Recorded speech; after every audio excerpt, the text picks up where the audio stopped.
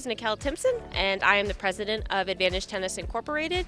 I've been doing this for 26 years. I took over the business from my father, Ray Desilets. I am his only son. This is my coworker today, Gwen Bradley, and we came all the way from northern Vermont to come work on the Hudson pickleball courts. We did the 4 courts last year on Industrial Drive that came out gorgeous.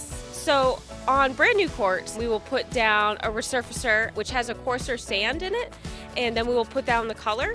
We do an ITF rating of 3 that gives it a nice even speed for the pickleballs. On older courts like the one behind us, we put on a couple extra course of sand just to give that texture back to the facility. Today in Hudson, we're going to be putting down 2 coats of color, blue and green, and then we'll be putting down the pickleball lines. The most challenging part of restoring an older facility is you never really know what you're going to walk into.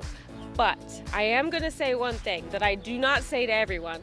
Hudson Rec Division has done an amazing job. They were here yesterday and they helped us out so much. We usually don't get that kind of treatment, and we truly appreciate the town of Hudson and everything they do for us.